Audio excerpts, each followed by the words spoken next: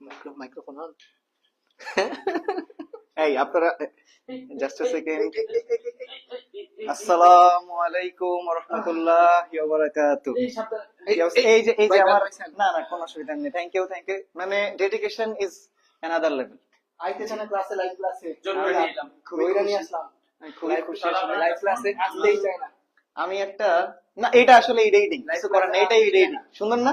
শরীফ sir আসছে, live class কাঁপছে কাঁপছে কাঁপছে। এই যে এদিকে সবকিছু ঠিক আছে, শরীফ স্যার আসছে, লাইভ ক্লাস কাঁপছে, আনোয়ার স্যার কাঁপাই দিয়ে গেছে। হ্যাঁ বাকিটা এডিটিং, বাকিটা আমরা না দেখি, বাকিটা এডিটিং। হ্যাঁ একটু চলে আসি আমাদের ক্লাসে। ধাপাধাপ ক্লাস করব, ধাপাধাপ শেষ, ঠিক আছে? এত প্যারা নেই। আমরা আসেন দেখি তো পোলাপান আছে কিনা। আজকে যেই হারে আপনারা আমাকে চাইছেন আমি লাইভ না নিয়ে পারলাম না, মানে this is for the first time আমি চলে আসছি। দেখি কি অবস্থা। না আমি হতাশ। গ্যাং কোথায়? Where is gang? এই কাঁচা বাচ্চারা, গ্যাং নিয়ে চলে আসো, গ্যাং নিয়ে চলে আসো দ্রুত। আজকে চমৎকার একটা জিনিস করব আমরা। হ্যাঁ ইডেইডিং আজকে আমরা শিখবো, ইডেইডিং। চলে আসো দ্রুত দ্রুত দ্রুত দ্রুত। একজন আসলে শুরু করে দিব। একটা কমেন্ট, সবকিছু ঠিকঠাক আছে কিনা, আমার চেহারা একদম স্পষ্ট সুন্দর লাগতো, আমি এমনি সুন্দর মানুষ, তারপরেও আমাকে কতটুকু স্পষ্ট শোনা যাচ্ছে, দেখা যাচ্ছে, am I audible or am I visible, দুইটা আমাকে এনশিওর করো। ওকে আমার মধ্যে থেকে শোনা যাচ্ছে। আমরা ক্লাস শুরু করে দিব, এখনই ক্লাসটা শুরু করে দিব। ওয়ালাইকুম আসসালাম আরব। ওয়ালাইকুম আসসালাম। আশা করি তুমি ভালো আছো। আমার খুবই ভালো একটা স্টুডেন্ট তুমি। আমাকে একটু জানাও যে আমি পুরোপুরি ক্লিয়ার কিনা। ওকে আমি ক্লিয়ার কিনা একটু জানাও। তো দেখো আমরা বেশি টাইম নিব না। হ্যাঁ আজকে আমরা একদমই শর্ট টাইমের মধ্যেই ক্লাসটা শেষ করব। আমরা যেটা নিয়ে আসছি, আমার আতঙ্ক আবার এদিকে আসছে, আমার একটু ভয় লাগতেছে, আতঙ্ক চলে আসছে। ম্যাথ বাদ দিয়ে আমি ইংলিশ শিখবা, শিখো শিখো। ও নিয়ে আর কি বলবো, আসলে আমার ভয় লাগে বুঝছো। একটু আগে জামাইয়ের মতো করে কোলে করে নিয়ে আসছে, তো মানে ওরা জামাই সাজছে, আমি অ্যাক্ট লাইক সামথিং। যাই হোক, আচ্ছা তাহলে শুরু করি। হ্যাঁ আরব থ্যাংক ইউ, তুমি আমাকে ইনফর্ম করেছো, ইনফর্ম যে সবকিছু ক্লিয়ার। ঠিক আছে তাহলে আমরা ক্লাসে যাই। হ্যাঁ যেটা বলছিলাম যে আমরা আজকে খুব বেশি টাইম নিব না, আমরা কমপ্লিটিং সেন্টেন্স যেমনটা দেখছো এখানে, কমপ্লিটিং সেন্টেন্সের উপরে ক্লাস করব এবং জেনারেল রুলস এর প্র্যাকটিস করব। জেনারেল রুলস এর প্র্যাকটিস করব।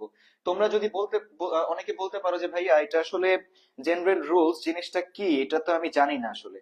তো তোমরা যেটা করবা, তোমরা হচ্ছে ইউটিউব থেকে এই যে জেনারেল রুলস এর যে ক্লাসটা একটু দেখো, এই যে ইউটিউব থেকে জেনারেল রুলস এর এই ক্লাসটা অবশ্যই করে আসবা। হ্যাঁ এই ক্লাসটা 24 মিনিটের একটা ক্লাস, তোমরা সবাই প্রত্যেকে এই ক্লাসটা করে তারপরে আসবা। এই ক্লাসটা করতে হবে, এই ক্লাসটা করলে আজকের ক্লাসটা তোমার জন্য একদম পানি ভাত লাগবে।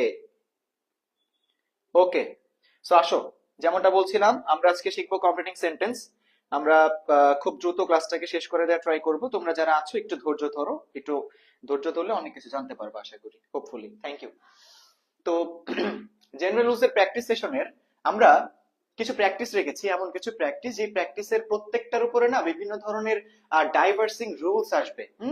অনেক অনেক ব্যাপার আমি তোমাদেরকে লেখার সময় বলে দিব। প্র্যাকটিস তো করেই ফেলা যায় খুব দ্রুত, আমরা যখন বই নিয়ে বসবো ইজিলি করে ফেলতে পারবো, বাট একটা প্র্যাকটিস থেকে, একটা প্র্যাকটিস করছো সেখান থেকে আরো একটা রুলস চলে আসছে বা এই যে লেজ চলে আসছে, এইটা শেখাটা ইম্পর্টেন্ট।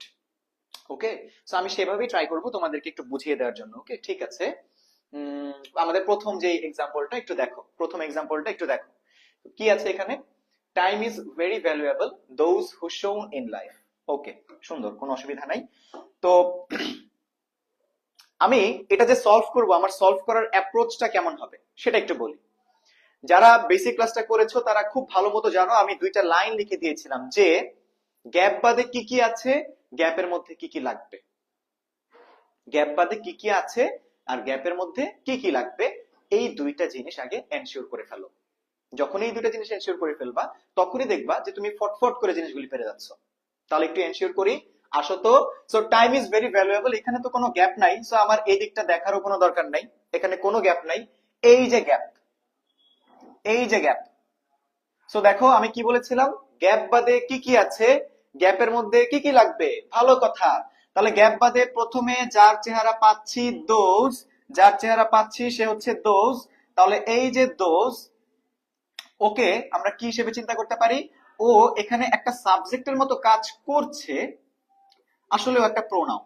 তো হোয়াট এভার, এটা কোনো ফ্যাক্ট না, এটা আমরা বুঝলাম যে দোজ এখানে একটা কিছু। তারপরে দেখেন এখানে হু আসছে, হু। আমি যদি বলি হু এর পরিচয় কি, খুব ভালোভাবে এটা আমার স্টুডেন্টের পারা উচিত। প্রত্যেকটা স্টুডেন্ট যারা আমার ক্লাস করেছেন ভালো মতো জানেন যে হু একই সাথে বাক্যের ক্লজ মার্কার, আবার একই সাথে বাক্যের কি বলতো, সাবজেক্ট। তোমরা এটাও জানো। দেন এরপরে দেখো তো এটা কি দেয়া আছে, এরপর এটা কি দেয়া আছে, এইটা যেটা দেয়া আছে এইটা একটা ভার্ব দেয়া আছে, এবং এটা কেমন ভার্ব, এটা একটা ফাইনাইট ভার্ব দেয়া আছে। তো ভালো কথা। তো আমরা সবকিছুই দেখলাম। সাউন্ড অনেক কম ভাই, আর সাউন্ড কম আসছে, আর একটু দেখি। ওকে, সো দেখো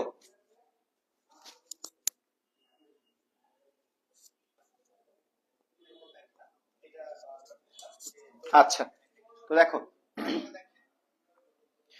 আমরা কি কি পেলাম, তাহলে আমরা যা যা পেলাম একটু নোটিস করি, একটু জিনিসটাকে চিন্তা করি। আমরা একটা সাবজেক্ট পেলাম, আমরা আরেকটা সাবজেক্ট পেলাম, তাহলে আমরা কি পেলাম, সাবজেক্ট পেলাম দুইটা। আচ্ছা, আমরা একটা ফাইনাইট ভার্ব পেলাম, তাহলে আমরা ফাইনাইট ভার্ব পেলাম, ফাইনাইট ভার্ব পেলাম একটা, এবং একই সাথে আমরা কি পেলাম বলতো, একই সাথে আমরা একটা ক্লজ মার্কারও পেলাম, একই সাথে আমরা একটা ক্লজ মার্কারও পেলাম। তো বাচ্চারা তোমরা সবাই জানো খুব ভালোভাবে যে ক্লজ মার্কার একটা থাকা মানে, ক্লজ মার্কার একটা থাকা মানে ওইখানে দুইটা ক্লজ সৃষ্টি হয়ে যাওয়া। ক্লজ মার্কার একটা থাকা মানে ওইখানে কি হওয়া বলতো, দুইটা ক্লজ সৃষ্টি হয়ে যাওয়া। আর দুইটা ক্লজ সৃষ্টি হওয়া মানে ওইখানে সাবজেক্টের পরিমাণ হইতে হবে দুইটা, ফাইনাইট ভার্বের পরিমাণ হতে হবে দুইটা। জানো সবাই, জানো। তো এখানে যেহেতু আমরা একটা ক্লজ মার্কার পেয়েছি, তাহলে এবার একটু সিদ্ধান্ত নাও, ক্লজ মার্কার থাকার জন্য ক্লজ সৃষ্টি হয়ে গিয়েছে দুইটা, আমরা পেয়েছি কয়টা, তাই না? আমরা পেয়েছি কয়টা সেটা আসল ফ্যাক্ট, আমরা এখন সেটা চিন্তা করব। দেখো আমরা কি করলাম, আমাদের সাবজেক্ট লাগবে দুইটা, হ্যাঁ সাবজেক্ট দুইটা, ডান। দুইটা ক্লজের জন্য কয়টা সাবজেক্ট লাগবে, দুইটা। আর টিচার কয়টা দিয়ে দিয়েছে প্রশ্নে, দুইটা দিয়ে দিয়েছে, কোনটা, এইটা একটা, আর হু নিজেও আরেকটা, হয়ে গেল। ফাইনাইট ভার্ব কয়টা লাগতো বলতো, ফাইনাইট ভার্ব লাগতো দুইটা, ফাইনাইট ভার্ব কয়টা লাগতো, দুইটা, বাট দিয়েছে কয়টা, একটা। তার মানে এখন ফাইনাইট ভার্বের ঘাটতি আছে, কি আছে বলতো, ফাইনাইট ভার্বের ঘাটতি আছে। দেখো ক্লজ মার্কার অলরেডি দেওয়াই আছে, ক্লজ মার্কার একটা, সেটা এই যে হু, হু দেওয়াই আছে। তার মানে কি ভাইয়া জানো, আমি এতক্ষণ ধরে কি বললাম, ওই যে ওইটাই বললাম যে গ্যাপ বাদে কি কি দেয়া, গ্যাপের মধ্যে কি কি লাগবে। তাহলে দেখো গ্যাপ বাদে কি দেয়া, গ্যাপ বাদে একটা দুইটা সাবজেক্ট দেয়া, একটা ফাইনাইট ভার্ব দেয়া, একটা ক্লজ মার্কার দেয়া। আর আমরা কাউন্ট করে দেখলাম যে আমাদের এই বাক্যের জন্য কি কি লাগবে, দুইটা সাবজেক্ট লাগবে, দুইটা ফাইনাইট ভার্ব লাগবে, কিন্তু ফাইনাইট ভার্ব ছিল একটা। তাহলে এখন আমরা এই অংশটুকুতে যাই লিখবো না কেন, এখানে একটা ফাইনাইট ভার্ব লিখে আর কিছু কথা বলে শেষ করে দিতে হবে। ওকে, খুবই সিম্পল, খুবই সিম্পল। তাহলে আমরা এখন ওই কাজটাই করব। আমি একটু মুছে নেই, আমি একটু মুছে নিচ্ছি জিনিসটা, হ্যাঁ আশা করি এইটুকু তোমরা বুঝতে পেরেছো, আমি পুরোটা মুছে দিচ্ছি এখন। তাহলে আমরা কি করব, আমরা একটা ফাইনাইট ভার্ব দিয়ে কিছু কথা বলে শেষ করে দিব। তাহলে আসো আমরা জিনিসটাকে একটু ক্লোজ করে তারপরে দেখি, মুছে দেই। আচ্ছা,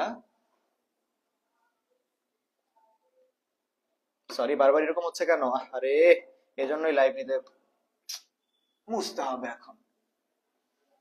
আচ্ছা আমি এতটুকু একটু ক্লিয়ার করি, হ্যাঁ আর প্রয়োজন নাই।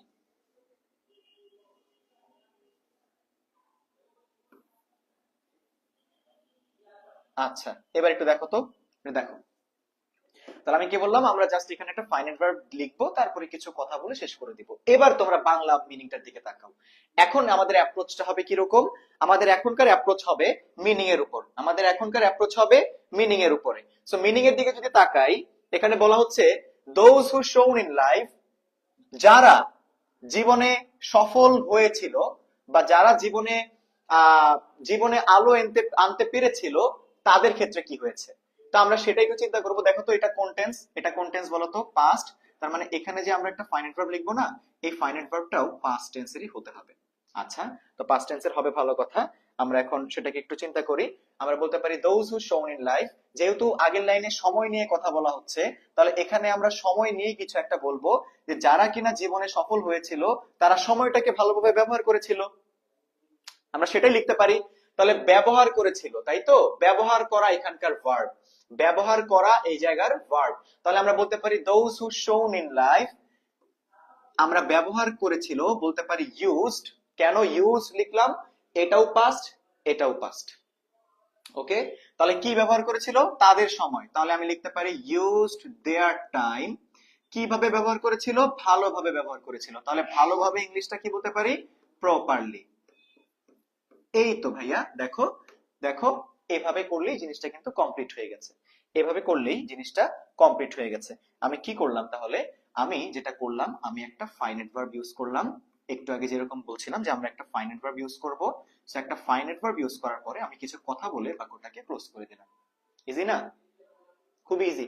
আমি একটু টাইম নিয়ে নিয়ে বোঝাচ্ছি, কারণ এই জিনিসগুলি একবার বুঝে গেলে না আপনাকে বারবার এগুলি নিয়ে প্যারা খাইতে হবে না। আপনি পরীক্ষার হলে গিয়ে একটু সেন্টেন্সটা যদি জটিলও হয়, মানে দেখা গেল আপনি মিনিংটা ধরতে পারতেছেন না, তারপরেও দেখা যাবে যে আপনি একটা সিস্টেম করে চলে আসতে পারবেন। হ্যাঁ, একটা সিস্টেম করে চলে আসতে পারবেন এই ব্যাখ্যা করে করে যদি পড়েন।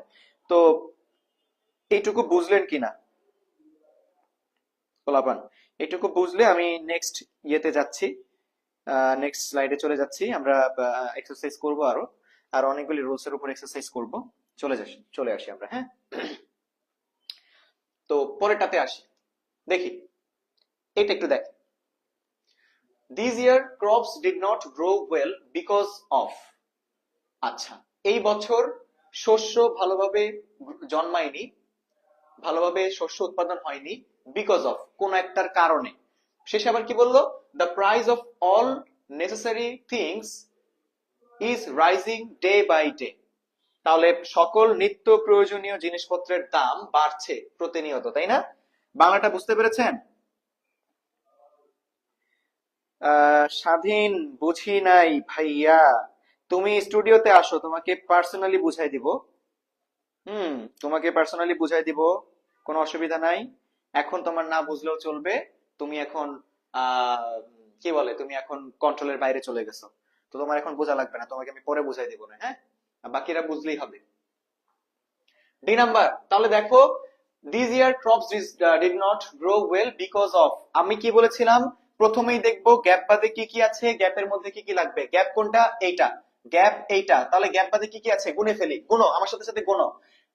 দিস ইয়ার এটা কিছুই না, এটা একটা অ্যাডভার্ব। দিস ইয়ার এটা কি? এটা একটা অ্যাডভার্ব, সমস্যা নাই। ক্রপস, এই যে ক্রপস, এইটা বাক্যের সাবজেক্ট। আচ্ছা, এই যে did not grow, did not grow, এই পুরাটা মিলে বাক্যের ভার্ব, এবং কেমন ভার্ব? Finite verb. আচ্ছা, ওয়েল এটাও একটা adverb. Because of, because of এটা একটা ফ্রেজ বলতে পারো, এটাকে তুমি একটা ফ্রেজ হিসেবেও চিন্তা করতে পারো, বা এটাকে তুমি কি বলতে পারো? একটা কনজাংশন, কনজাংশনে তুমি বলতে পারো। সো ফ্রেজ বললাম, হ্যাঁ, আমরা এটাকে একটা ফ্রেজে চিন্তা করি। তো আসো, এখানে ঘটনা যেটা ঘটলো, টিচার কি দিয়ে দিল? টিচার একটা সাবজেক্ট দিয়ে দিল। সাবজেক্ট কয়টা দিয়ে দিয়েছে? একটা সাবজেক্ট। ফাইনাইট ভার্ব দিয়ে দিয়েছে। তাহলে ফাইনাইট ভার্ব কয়টা দিয়ে দিয়েছে? একটা ফাইনাইট ভার্ব। দেখো তো টিচার কোনো ক্লজ মার্কার দিল কিনা। টিচার কি কোনো ক্লজ মার্কার দিয়েছে? এমন কোন শব্দ যে শব্দটা দ্বারা বাক্যটা যুক্ত হবে, এমন কোন শব্দ আছে? নাই কিন্তু, তাই না? তার মানে এখানে ক্লজ মার্কার কয়টা? শূন্যটা। আচ্ছা, ক্লজ মার্কার শূন্যটা মানে, ক্লজ মার্কার শূন্যটা মানে ওই বাক্যে ক্লজ কয়টা বলতো? বলেছিলাম আগের ক্লাসে, ক্লজ মার্কার শূন্যটা মানে ক্লজ একটা। ক্লজ মার্কার শূন্যটা মানে কি? ক্লজ একটা। তাহলে ক্লজ যদি একটা হয়, ক্লজ যদি এখানে একটা হয়, সেক্ষেত্রে একটা ক্লজের জন্য আবার কি কি উপাদান থাকে ভাইয়া? তোমরা খুব ভালোভাবে জানো, তাই না বাচ্চারা? একটা ক্লজের জন্য কি হয় বলতো? সাবজেক্ট হয় কয়টা? একটা। ফাইনাইট ভার্ব হয় কয়টা? একটা। ওই যে একটু আগে দুইটা ক্লজের জন্য দুইটা সাবজেক্ট হতো, তাহলে একটা ক্লজের জন্য একটা সাবজেক্ট, একটা ফাইনাইট। দেখো, একটা ক্লজের জন্য যা যা দরকার তাই তাই টিচার দিয়েছে। একটা ক্লজের জন্য একটা সাবজেক্ট দরকার, ডান। একটা ফাইনাইট দরকার, ডান। তোমার কি আর কোনো কিছুর ঘাটতি আছে? বলো, ঘাটতি। তোমার কি কিছুর ঘাটতি আছে? কোনো কিছুর ঘাটতি আছে কিনা বলো দেখি একটু। ঘাটতি আছে কিছুর? দেখো তাহলে ভাইয়া দেখো, টিচার কি কি দিয়ে দিল, আমি কি কি লিখলাম, এইটুকুর উপরে বেস করে তুমি আমাকে এখন একটা ডিসিশন দাও তো, যে তোমার কোনো কিছুর ঘাটতি আছে কিনা। কোনো কিছুর ঘাটতি আছে? শান্তি দিবা না? সে রে করবে একটু বল। শান্তি না দেওয়ার পিছনে কি কারণ থাকতে পারে স্যার? তাহলে তুমি পড়ো না। আচ্ছা আজকে মানে কি বলবো, আহ, এই এখন রাত বাজে কয়টা? এই তো 10টা 18। এই সময় কি মানুষ পড়ে? আর না। তোরাও কি পড়তেছস বয়া বয়া? এরা এরা তো অন্যরকম ভাই, তো বুঝতে পারি একটা তুমি জায়গায় আবার আমরা আবেগের, আমরা সবসময় আবেগের সাথে চলি। ইমোশনে আবার এমনি আঘাত করলে না, তো হবে ওরা না। অন্যরকম, পড়ানো তাড়াতাড়ি শেষ করো। ওরা অন্যরকম। আমরা তাড়াতাড়ি খুব শেষ করো, দ্রুত, বলার জন্য শান্তি দাও। আমরা খুব দ্রুত শেষ করে দেবো, কোনো তাড়াতাড়ি সমস্যা নেই। হ্যাঁ, ঠিক ওকে, আছে। তাহলে বলো কোনো কিছুর ঘাটতি তো নাই, তাই না? ঘাটতি কিন্তু নাই, ঠিক আছে। তাহলে বলো ঘাটতি না থাকলে, লাস্ট ক্লাসটায় আমি কি বলেছিলাম, যদি ঘাটতি না থাকে সেক্ষেত্রে তুমি কি করবা বলো তো? সেক্ষেত্রে তুমি ফ্রেজ দিয়ে বাক্যটাকে ফিল আপ করতে পারো, নতুবা নতুন নতুন ক্লজ দিয়েও ফিল আপ করতে পারো। তোমার কাছে অনেক অপশন আছে, তুমি চাইলে ফ্রেজ দিয়ে ফিল আপ করতে পারো, নতুন ক্লজ দিয়েও ফিল আপ করতে পারো। আমি বলেছিলাম ফ্রেজ দিয়ে ফিল আপ করলে জিনিসটাকে শর্টকাটে করা যায়, আর নতুন ক্লজ ধরে করতে গেলে জিনিসটা অনেক লেন্দি হয়, অনেক লেন্দি হয়। সমস্যা নাই, আমরা দেখি, আমরা একটা ফ্রেজ দিয়ে বাক্যটাকে ফিল আপ করি। ফ্রেজ মানে কি? আমার মুখ থেকে এই কথাটা অনেক শোনার কথা যারা রেগুলার ক্লাস করো। ফ্রেজ হচ্ছে একাধিক ওয়ার্ডের সমষ্টি, যেখানে কোনো সাবজেক্ট লিখতে পারবা না, কোনো ফাইনাইট ভার্ব লিখতে পারবা না, তবে নন ফাইনাইট ভার্ব থাকতে পারে। আমরা সেটা এখন অ্যাপ্লাই করব। This year crops did not grow well because of, এই বছর শস্য ভালোভাবে জন্মায়নি because of, আচ্ছা, the price of all necessary things is rising day by day, যে প্রতিনিয়ত নিত্য প্রয়োজনীয় জিনিসের দাম বাড়ছে। তাহলে কি কারণ হতে পারে যার জন্য এই বছর ফসল উৎপাদন হয় নাই? সেই because of মানে তো কারণ, আমরা এখন এই কারণটাকেই লিখবো। আপনি বলতে পারেন এরকম ভাবে যে because of heavy flood, because of heavy flood. তা আমি বলতে পারি যে হ্যাঁ, বন্যা প্রচুর পরিমাণে বন্যা হওয়ার কারণে জিনিসটা ঘটতে পারে। প্রচুর পরিমাণে বন্যা হচ্ছে, বন্যা হওয়ার কারণে জিনিসটাকে আমরা এভাবে লিখতে পারি যে এই বছর ঠিকমতো ফসল উৎপাদন হয় নাই কেন? অনেক গভীর একটা বৃষ্টি ইয়ের জন্য, বন্যার জন্য, হ্যাঁ, তীব্র একটা বন্যার জন্য, হেভি ফ্লাড। তো খেয়াল করে দেখো, আমি জাস্ট এখানে দুটো শব্দ লিখেছি, এই দুটো শব্দ কিন্তু এটার মধ্যে কোনো সাবজেক্ট নাই, ভার্বও নাই, তার মানে এটা একটা ফ্রেজ। তো সবসময় মনে রাখবা, কোনো বাক্যে যদি কিছুর ঘাটতি না থাকে, কোনো কিছুর ঘাটতি যদি না থাকে, তুমি সেটাকে কি দিয়ে ফিল আপ করে আসবা? একটা ফ্রেজ দিয়ে ফিল আপ করে আসবা। এটাকে আরো অনেক ভাবেই ফিল আপ করা যায়, আমি জাস্ট এইটুকুই দেখাই দিলাম, জাস্ট বোঝানোর জন্য। ঘাটতি না থাকলে ফ্রেজ, ঘাটতি না থাকলে ফ্রেজ। আসো পরেরটাতে আসি। আমি যদি বলি, এই আমরা আজকে যতগুলি সলভ করব তার থেকে এই সবগুলি এক্সারসাইজের বাবা, মানে মোস্ট ইম্পর্টেন্ট এক্সারসাইজ আমরা এখন সলভ করতে চলেছি। আমরা আজকে এখন এতক্ষণ পর্যন্ত দুইটা সলভ করলাম, সামনে আরো সলভ করব। সবগুলির থেকেও আমি যদি বলি সবচেয়ে মোস্ট ইম্পর্টেন্ট কোনটা, আমরা এখন সেখানে চলে আসছি। Most important. তো জিনিসটা একটু সাবধানে দেখো, হ্যাঁ, খুব সাবধান, জিনিসটাকে একটু ভালোভাবে দেখো। নিয়মটা হচ্ছে, আগে আসো আমরা নিয়মটা দেখি, কিভাবে বুঝলাম এটা অনেক ইম্পর্টেন্ট, বা কেন তোমরা কিভাবে বুঝবা। সবসময় মনে রাখবা, এই যে এখানে একটা সাবজেক্ট থাকবে, এখানে কি থাকবে? সাবজেক্ট থাকবে, এবং সাবজেক্টের পরে একটা ক্লজ মার্কার থাকবে। সাবজেক্টের পরে কি থাকবে বলতো? একটা ক্লজ মার্কার থাকবে। এই দুইটা ইনফরমেশনকে যখন আপনারা একসাথে পাবা এবং তারপরে তোমরা গ্যাপ পাবা, দ্যাট মিন্স মনে রাখবা এখানে একটা ঝামেলা আছে, এখানে একটা টুইস্ট আছে, এখানে অবশ্যই একটা টুইস্ট আছে। ওকে, সো এই বিষয়টা আগে আপনারা এনশিওর হয়ে নাও যে কিভাবে এই রুলসটাকে আইডেন্টিফাই করবা। আইডেন্টিফাই করার জন্য তোমরা সাবজেক্টের পরেই ক্লজ মার্কারকে পাবা। আচ্ছা, আসো তাহলে এবার আমরা একটু জিনিসটাকে প্রসেস করে একটা সিস্টেমের মধ্যে নিয়ে আসি। হ্যাঁ, সিস্টেমের মধ্যে নিয়ে আসি। কি বলেছিলাম জানো? গ্যাপ বাদে কি আছে? গ্যাপের মধ্যে কি কি লাগবে? গ্যাপ বাদে অনেক কম জিনিসপত্র আছে। গ্যাপ বাদে সাবজেক্ট আছে। কয়টা সাবজেক্ট? কয়টা বলো দেখি, সাবজেক্ট এখানে কয়টা বলতে পারবা? এই বাক্যের মধ্যে সাবজেক্ট কয়টা? এই যে এইটুকু আমি একটু মার্ক করে দেই। তুমি আমাকে বলো যে এতটুকু অংশের মধ্যে সাবজেক্ট কয়টা?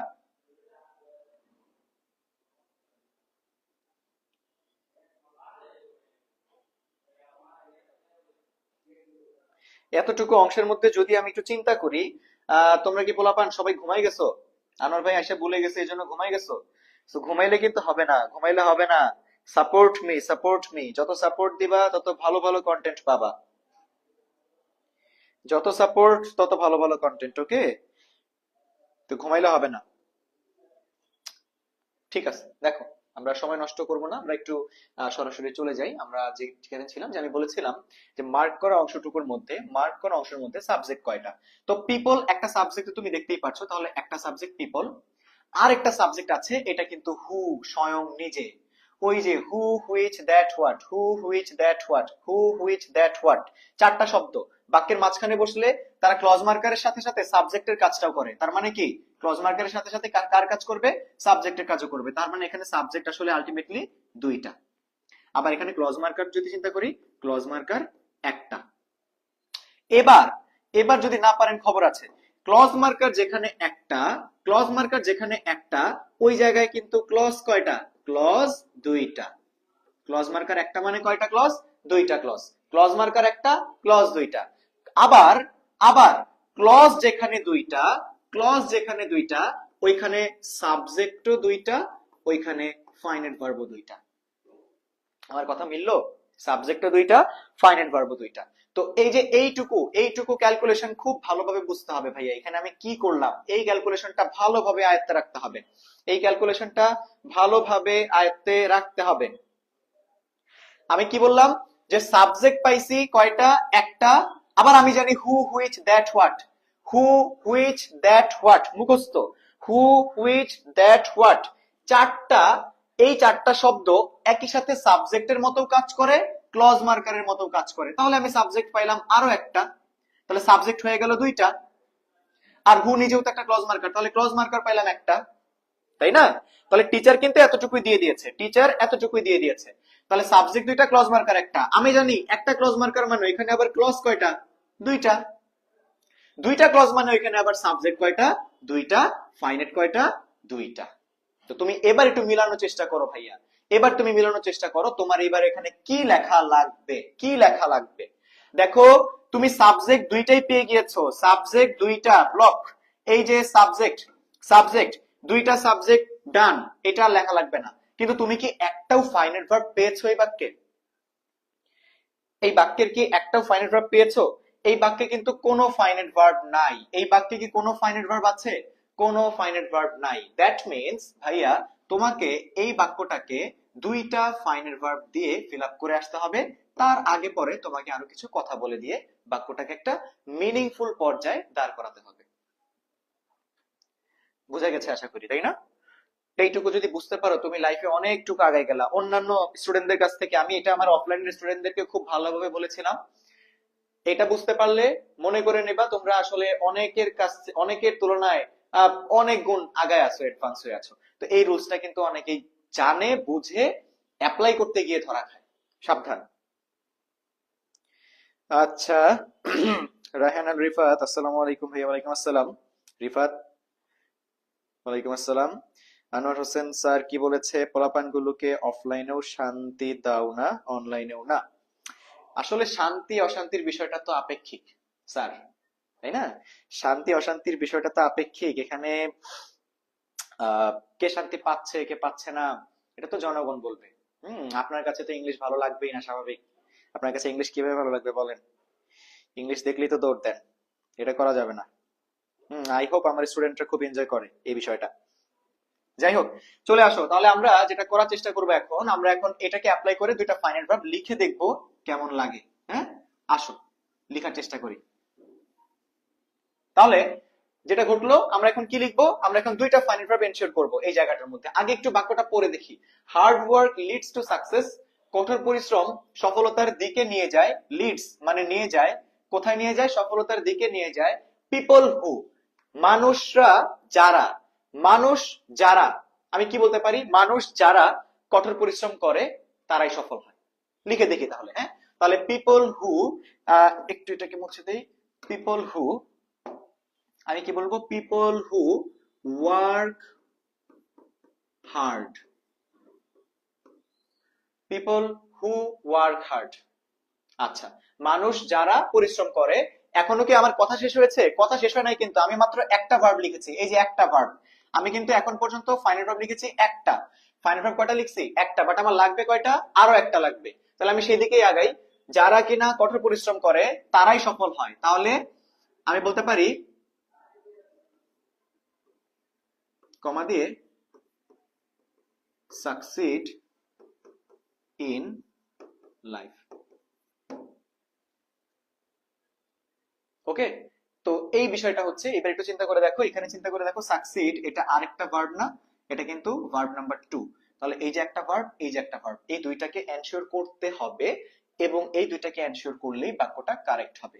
এটা আমি কেন বললাম? এই বাক্যটা অনেকে আমাদের অনেক স্টুডেন্টরা আমি দেখেছি অফলাইনে, তারা এই জিনিসটাকে এভাবে করতে করেই চলে আসে। ধরেন এখানে লিখেছে পিপল হু, পিপল হু, হ্যাঁ। তো ওরা কি করে? ওরা এভাবে লেখে যে পিপল হু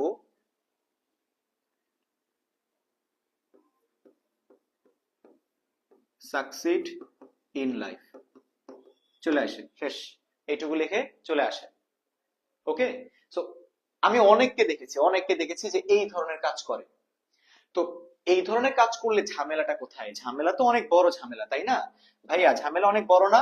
আমার এখানে তুমি ভার্ব ইউজ করেছো একটা, ভার্ব কয়টা ইউজ করেছো? একটা ভার্ব ইউজ করেছো। কিন্তু কিন্তু আমার আসলে ভার্ব লাগার উচিত ছিল কয়টা? দুইটা। ফাইনাল ভার্ব কয়টা দরকার ছিল? দুইটা। বাট তুমি দিলা কয়টা? তুমি দিলা কিন্তু একটা। তো তুমি দিলা একটা, তোমার ভার্ব লাগবে দুইটা, বাক্যটা কিভাবে হয়?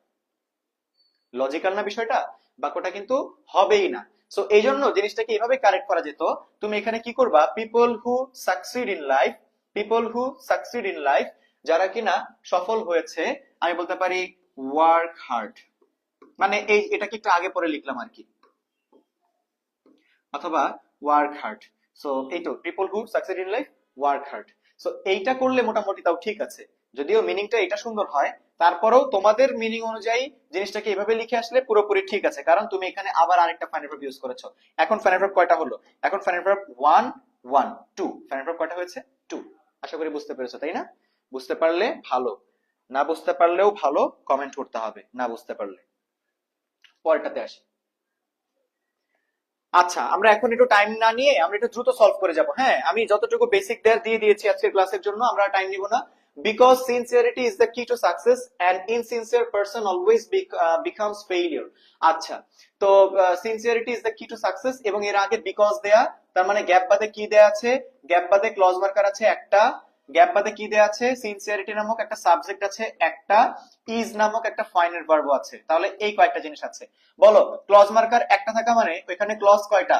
ক্লজ দুইটা। ক্লজ মার্কার একটা থাকা মানে ক্লজ দুইটা। এই পর্যন্ত তিনবার বোঝাই ফেলছি। দুইটা ক্লজ থাকা মানে ওইখানে সাবজেক্ট কয়টা? দুইটা। দুইটা ক্লজ থাকা মানে ওইখানে ফাইনাল ভার্ব কয়টা? দুইটা। এবার তুমি এইটুকুর সাথে যা যা দিয়ে দিছি তার পার্থক্য করো। তাহলে দেখো, সাবজেক্ট দরকার দুইটা, তুমি পাইছো একটা, তার মানে তোমার কয়টা জিনিস লাগবে? সাবজেক্ট লাগবে একটা। দেখো, ফাইনাল ভার্ব দরকার দুইটা, তুমি পাইছো একটা, তার মানে এখানে ফাইনাল ভার্ব কয়টা লাগবে? একটা লাগবে। একটু দ্রুত যাচ্ছি, হ্যাঁ। তাহলে আমি যেটা এখন করব, আমি একটা সাবজেক্ট লিখবো, একটা ফাইনাল ভার্ব লিখবো, বাক্যটা হয়ে যাবে। বাক্যটা কি হবে? কমপ্লিট হয়ে যাবে। আসো জিনিসটাকে একটু লেখা ট্রাই করি। তাহলে আমরা কি কি করব? আমরা সাবজেক্ট লিখবো একটা, ফাইনাল ভার্ব লিখবো একটা। তাহলে লিখি, because sincerity is the key to success. কারণ সিনসিয়ারিটি হচ্ছে সফলতার চাবিকাঠি, তাই তো? তাহলে এর আগে কি লেখা যায়? আমরা বলতে পারি না আমাদেরকে সিনসিয়ার হতে হবে, আমাদেরকে সিনসিয়ার হওয়া উচিত, কারণ সিনসিয়ারিটি এক সফলতার চাবিকাঠি। সো ওইটাকে একটু লিখি, আমাদেরকে, তাই না? তাহলে আমাদের ইংলিশটা কি করতে পারি, এটা একটু নিচে লিখি, হ্যাঁ। তাহলে আমাদের বলতে উই, আমাদের সিনসিয়ার হতে হবে, তাহলে কোনো কিছু হইতেই হবে, বাধ্যবাধকতা। বাধ্যবাধকতা বুঝাইলে কি আনতে হয়? Have to. হতে হবে, তাহলে কোনো কিছু হওয়া মানে বি। কি হতে হবে? সিনসিয়ার। এই তো, ব্যাস। তাহলে কি লিখলাম? আমরা একটা সাবজেক্ট লিখলাম, এরপরে দেখো একটা ফাইনাল ভার্ব লিখলাম। কি লিখছি? একটা subject, this is a subject, this one is a finite verb, this one is a finite verb. তো যা যা দরকার ছিল, যা যা দরকার ছিল লিখে গেছে, তাহলে এই বাক্যটা কমপ্লিট, বাক্যটা কমপ্লিট। আশা করি সবাই বুঝতে পেরেছো। এত রাতে ক্লাস করালে হবে? আনোয়ার স্যার, আনোয়ার স্যার আজকে আসলে খুবই উত্তেজিত, তার উত্তেজনার মাত্রা আমরা যদি চিন্তা করি বা আমরা যদি মাপি, সেক্ষেত্রে থার্মোমিটার ফেটে যাবে, বুঝলা? সো আজকে আনোয়ার ভাইয়ের এত উত্তেজনা এত তুঙ্গে যে আমরা যদি থার্মোমিটার দিয়ে মাপি, সেটাও কি হবে? ইট উইল ব্লাস্ট, থার্মোমিটার ফেটে যাবে। আবার দেখো না কি লিখছে, স্যার আপনাকে এত সুন্দর লাগে কেন? না না, এখানে বিষয়টা হচ্ছে আহ, আপনি কেন এটা বললেন আমাকে, সেটা আসলে ফ্যাক্ট। আমি সুন্দর এটা জানি, আমি সুন্দর সেটা আমি জানি, কিন্তু আপনার কাছ থেকে তো আমি এটা এক্সপেক্ট করি না। হুম, সবাই যদি বলে আমি সুন্দর, সবাই তো আসলে এটা বলার রাইট রাখে না, যে এটা যে কোনো একজন বলবে। এই তো Anwar sir, you know what I mean.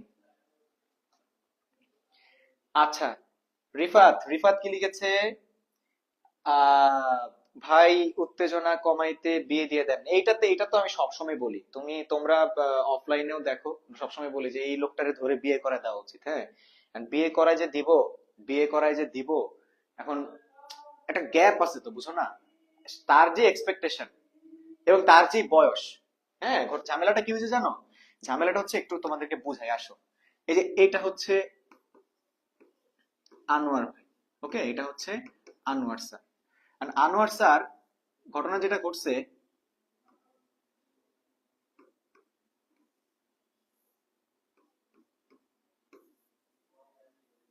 So Anwar sir, তাকে আমরা কি করব? তাকে আমরা বিয়ে দিব।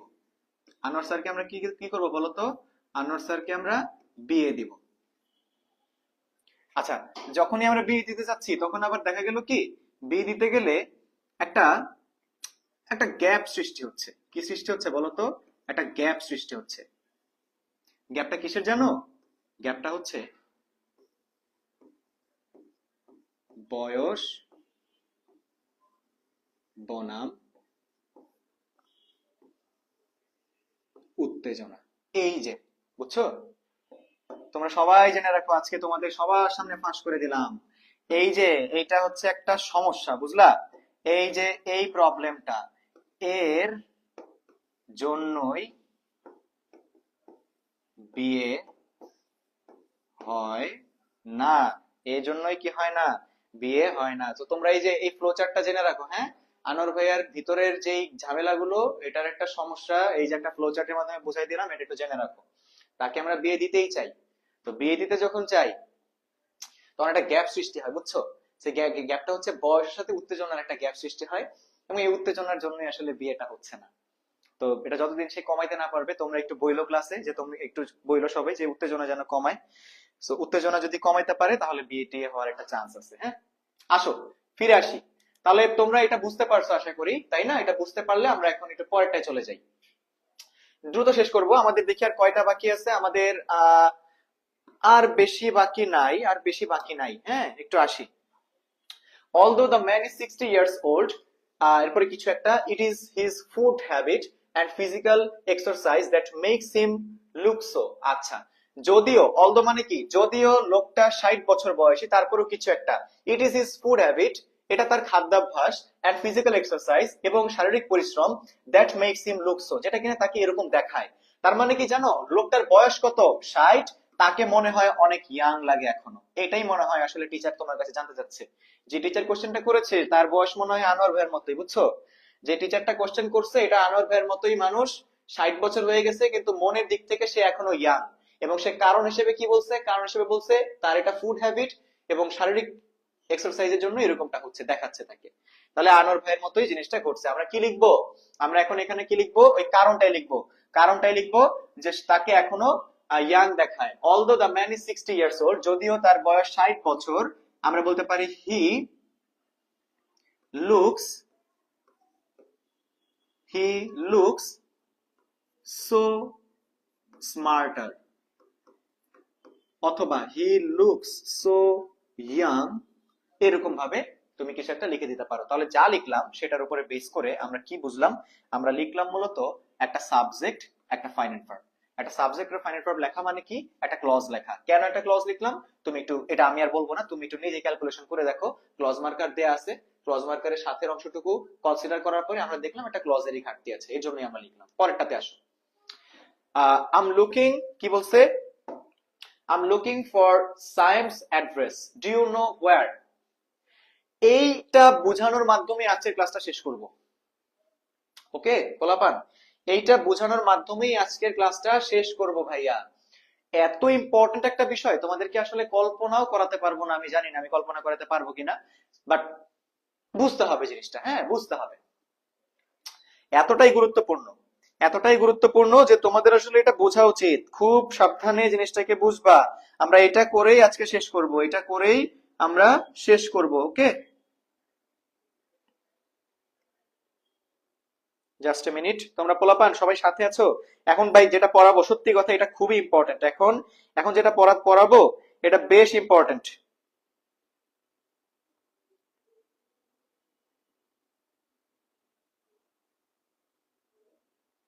সো চলে আসি, হ্যাঁ একটু মনোযোগ দাও, সবাই একটু মনোযোগ দাও। আমরা এখন জিনিসটাকে যেভাবে পড়বো, যে জিনিসটাকে পড়বো সেটা এই রুলস এর উপর বেস করে, এবং এই রুলসটা প্রচুর প্রচুর প্রচুর প্রচুর প্রচুর প্রচুর ইম্পর্টেন্ট। এসএসসি, এইচএসসি, অ্যাডমিশন, তিনটা ফেজ। লাইফের তিনটা বড় বড় ফেজ হচ্ছে ক্লাস 10, এসএসসি, ইন্টার মানে এইচএসসি, এবং লাস্টলি অ্যাডমিশন। তিনটা জায়গাতে সমানভাবে ইম্পর্টেন্ট এই রুলসটা। আমি যদি বলি এই রুলসটা কি, এই রুলসটা হচ্ছে, এই টপিকটার নাম হচ্ছে এটা।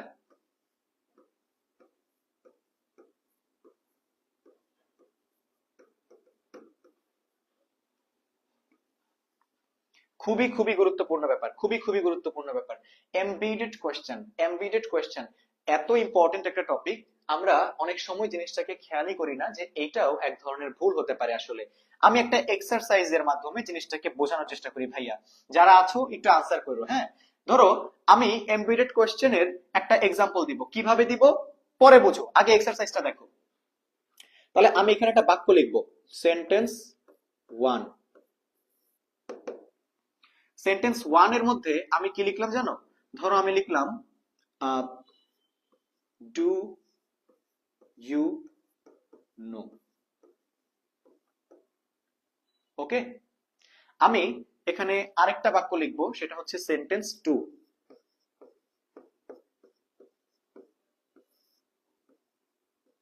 এখানে সেন্টেন্স 2 তে আমি ধরো লিখলাম যে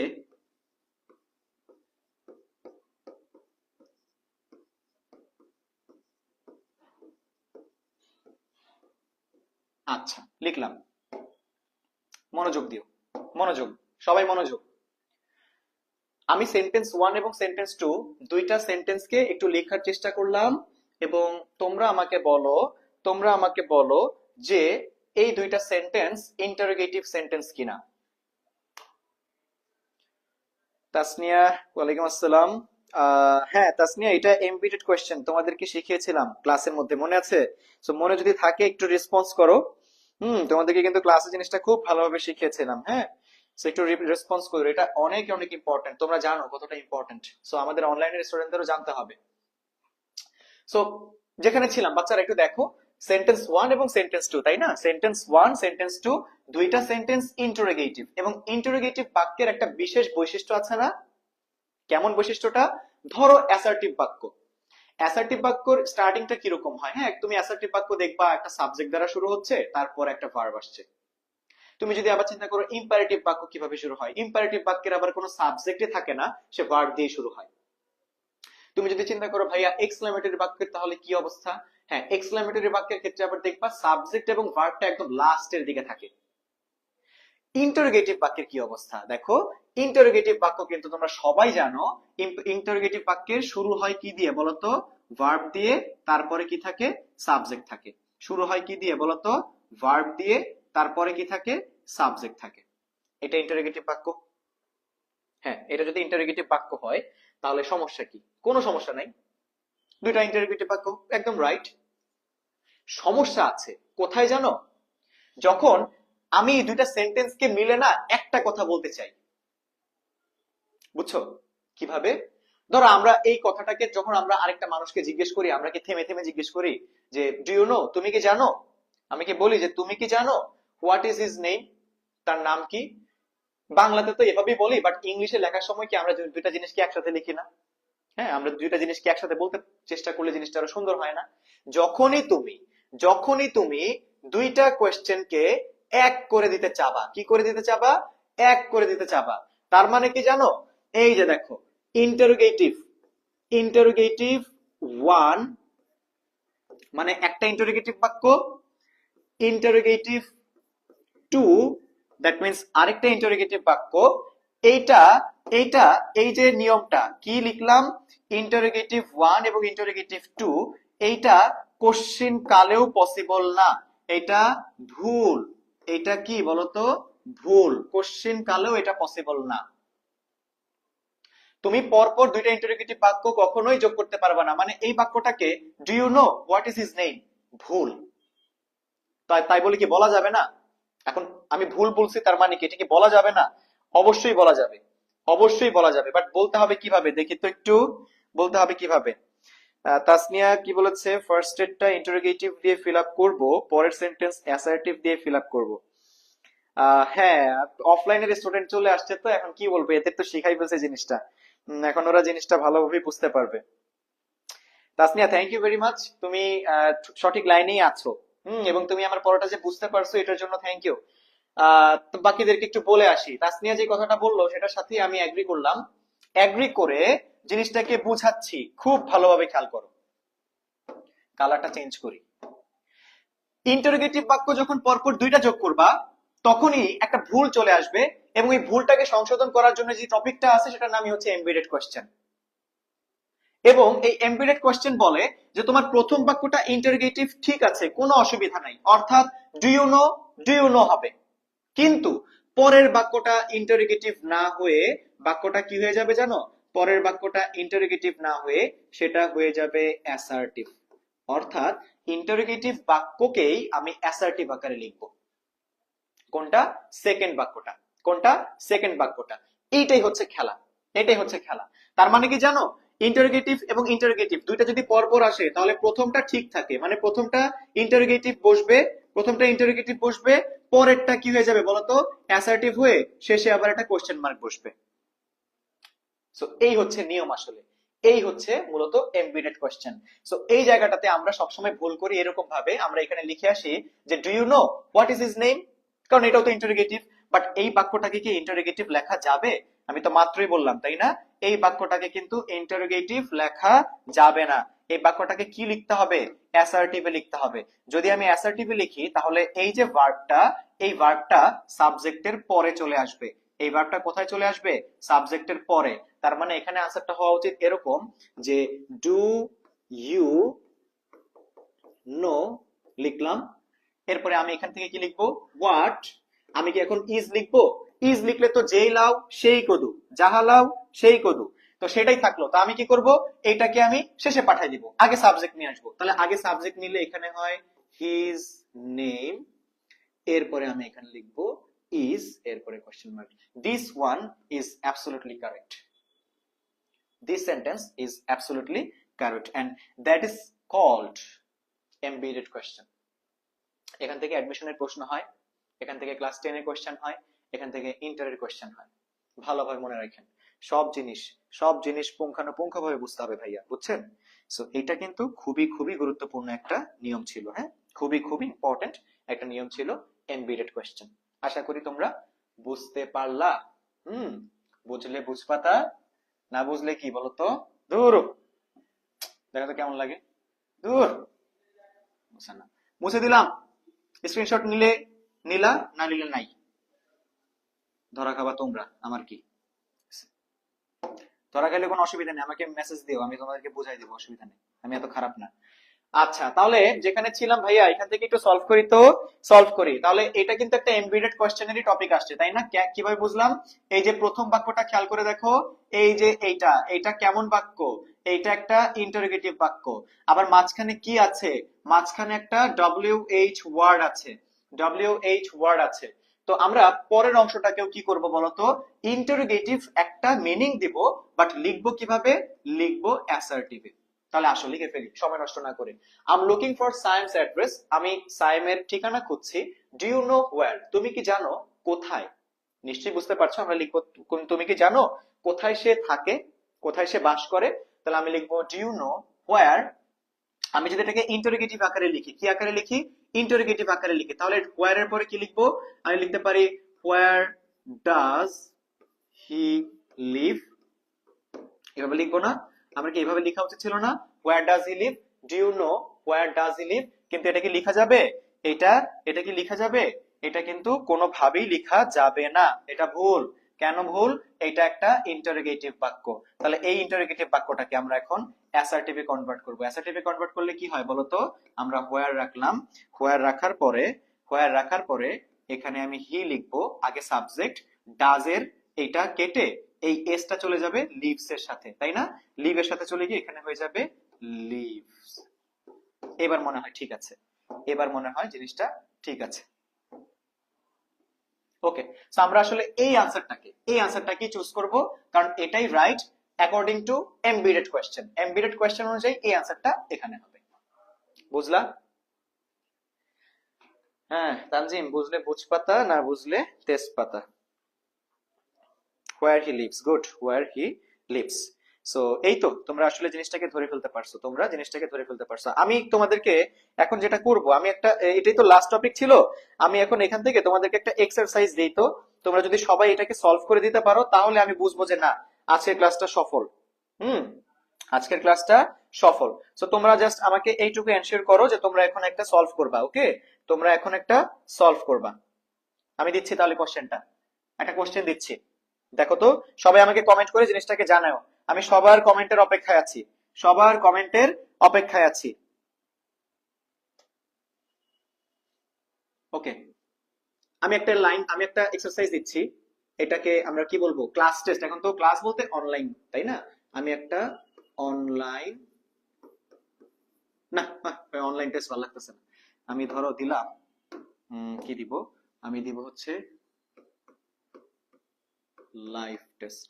আরে লেখাটাও কেমন যে লেখা, আনোয়ার ভাইয়ের মতো লেখাটা যদি সুন্দর হতো ভালোই হতো। যাই হোক, live test. Okay, so live টেস্টটা কিরকম? ধরো আমি দিলাম I have missed the train. Okay, I have missed the train, very sad for you, তুমি ট্রেন মিস করে ফেলছো। ওকে, এরপর আমি বললাম যে আহ, এরপর আমি বললাম could you please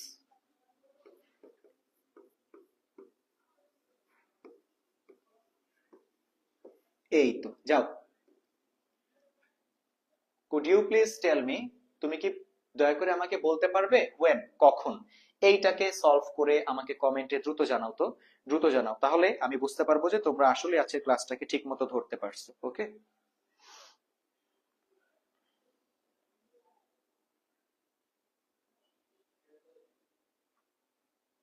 একটু জানাই দাও, আনসার করো।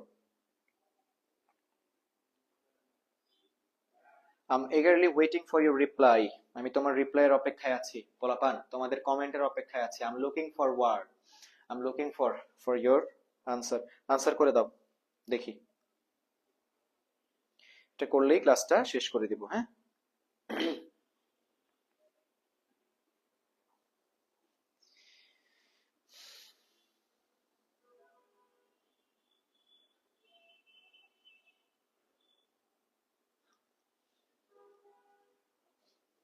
সব কি ঘুমাই গেছে পোলাপান?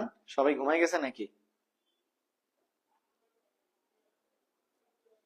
না, এতক্ষণ এই এতক্ষণ যদি রেসপন্স করার পরে এখন লাইভ টেস্টের সময় যদি চলে যান, এটা তো খুবই খারাপ, এটা খুবই খারাপ।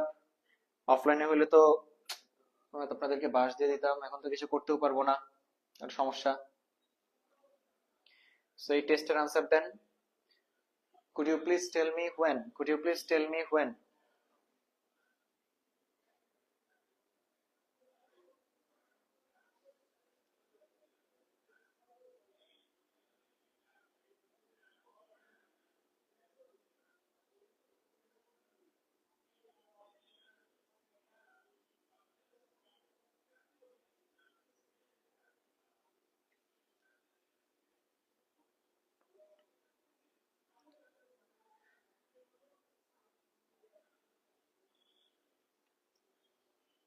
Response, response. Just one response, please.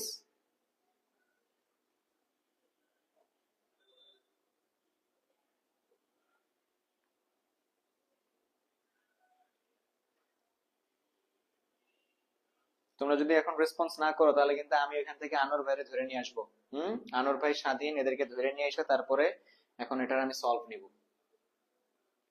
ঠিক আছে? ওকে, একটা আনসার চলে আসছে। তানজিম, তানজিম কি লিখেছো? I have missed the train. Could you please tell me when the next train will arrive? আচ্ছা, ওকে। তানজিম, কনগ্রাচুলেশনস, তোমার আনসার 100% রাইট। থ্যাংক ইউ, তোমার আনসার পুরোপুরি ঠিক হয়েছে। ধন্যবাদ, তুমি ক্লাসটা বুঝতে পারছো এবং আম, তুমি আরেকটু মনোযোগী হও। হ্যাঁ, আরেকটু মনোযোগী হও, তুমি ক্লাসে একটু মনোযোগী হও আরো। You can do better. Tanzim, তোমার আনসারটা একদম রাইট, তুমি যেটা বলেছো 100% রাইট। তোমার আনসারটা এমবেডেড কোয়েশ্চেন অনুযায়ী পুরোপুরি ঠিক আছে। হ্যাঁ, তাহলে এই তো, আমি একটা আনসারের অপেক্ষা ছিলাম, আমার স্টুডেন্ট সেটা বলে দিয়েছে এবং বাকিরাও যারা ক্লাসটা দেখবেন এখন বা পরে, যেভাবেই হোক না কেন, তোমরা এই জিনিসটাকে আনসার করার ট্রাই করবা। আচ্ছা, তানজিম বলেছো কেমনে হলো, তাই তো? এটা একটু দেখাই দিব।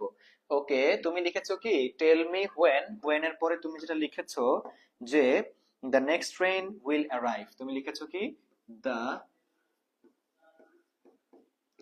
Next train will arrive. So এই তো, এটাকে যদি আমরা চিন্তা করি, তুমি যেটা করলা বা এখানে যেটা লেখা হয়েছে, এটা একটা সাবজেক্ট হিসেবে তুমি উল্লেখ করলা এবং সাবজেক্টের পরে তুমি এটা একটা ভার্ব হিসেবে উল্লেখ করলা। তাহলে দেখো সাবজেক্ট প্লাস ভার্ব, এইটুকু স্ট্রাকচার কিন্তু একটা অ্যাসার্টিভ বাক্যের স্ট্রাকচার। কার স্ট্রাকচার? অ্যাসার্টিভ। তো এমবিডেড কোশ্চেনের টপিকটা এটাই ছিল না, যে আগেরটা ইন্টারোগেটিভ হবে, পরেরটাও ইন্টারোগেটিভ এর মিনিং দিবে, বাট লিখতে হবে কিভাবে? অ্যাসার্টিভে।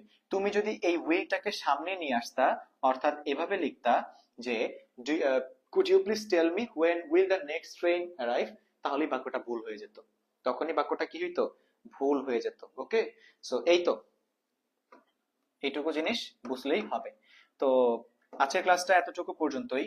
আমরা ইনশাল্লাহ নেক্সট দিন বা নেক্সট কোনো এক সময় আমরা আবারও এরকম সলভিং এ চলে আসব। তোমাদের এই বিষয়টা নিয়ে আমি কাজ করব, তোমাদের এই টপিকটার প্রয়োজন হলে আমি আরো ক্লাস নিয়ে বুঝাবো। হ্যাঁ, যদিও আরো কিছু এক্সারসাইজ আমি করাবো সামনে, নেক্সট ক্লাসে, নেক্সট লাইভে এসে আমরা সেটাকে করিয়ে দিব, কোনো অসুবিধা নেই। তো টিল দেন ভালো থাকো তোমরা। তোমাদের জন্য অনেক দোয়া করি, আমাদের জন্য তোমরা দোয়া করবে। এখন রাত বাজে প্রায় 11টা, তো আমরা কষ্ট করে ক্লাস নিচ্ছি।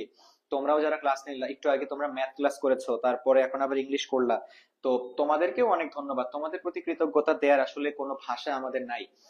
তোমরা যারা স্টুডেন্টস আছো, আমাদেরকে এই পাশ থেকে দেখছো, ক্যামেরার এই পাশ থেকে, তোমাদের সাপোর্টেই আমরা আসলে প্রতিটা দিন নতুন নতুন ভাবে জেগে উঠি। তোমাদের সাফল্য এবং তোমাদের চেষ্টা, এই দুইটা আমাদেরকে খুব আনন্দিত করে। টু বি ভেরি অনেস্ট, আমরা চাই আমাদের প্রত্যেকটা স্টুডেন্ট যেন একদম প্রান্তিক পর্যায় থেকে শুরু করে প্রত্যেকটা স্টুডেন্টের কাছে যেন কোয়ালিটিফুল কন্টেন্ট পৌঁছে যায়। নর্মালি আমরা যেটা প্রয়োজনীয়তা অনুভব করি, যে অফলাইনের একটা স্টুডেন্ট যেভাবে ট্রিট করে তাদের টিচারকে, সেভাবে অনলাইনে আসলে হয় না, বা টিচারও সেভাবে পেরে ওঠে না। তো আমাদের মূল লক্ষ্যটা এরকমই ছিল, আমরা যখন এই সেট আপটা করি, আমাদের মূল লক্ষ্যই ছিল এটা, যে আমরা আসলে অফলাইনের স্টুডেন্টদেরকে যেভাবে সার্ভিস দিচ্ছি, অসম্ভব রকমের ভালো সার্ভিস দিচ্ছি, এটাতে কোনো সন্দেহ নাই, তোমরা সবাই এগ্রি করবে। সেই সার্ভিসটাই যেন আমাদের অনলাইনের স্টুডেন্টরা, অর্থাৎ যারা প্রান্তিক পর্যায়ে বা মার্জিন লেভেলে আছেন, সবাই যেন পায়। সেই লক্ষ্যটাই আমাদের, এবং সেই লক্ষ্যে কাজ করছি। তোমাদের সাপোর্ট আমরা চাই। আমাদের জন্য তোমরা অনেক দোয়া করবা, এবং বেশি বেশি করে আমাদের চ্যানেলগুলি সাবস্ক্রাইব করো, এবং আমাদের এই লাইভগুলি একটু শেয়ার করে দিও। হ্যাঁ, তাহলে হচ্ছে যে আমরা আরো বেশি অনুপ্রাণিত হবো ভিতর থেকে। তো এইটুকু পর্যন্ত আজকে ছিল।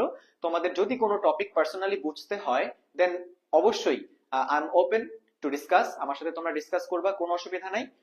আমি সবসময় তোমাদেরকে আমার জায়গা থেকে সাহায্য করব in terms of any kinds of problem. তোমাদের পড়ালেখার ক্ষেত্রে হোক, তোমাদের পার্সোনাল যে কোনো কিছু যদি মনে করো যে না আমার কাছে বলবা, আমি তোমাদেরকে সেটা তোমাদের সাথে সাহায্য করব, তোমাদের সাথে কথা বলে জিনিসটাকে সর্ট আউট করব।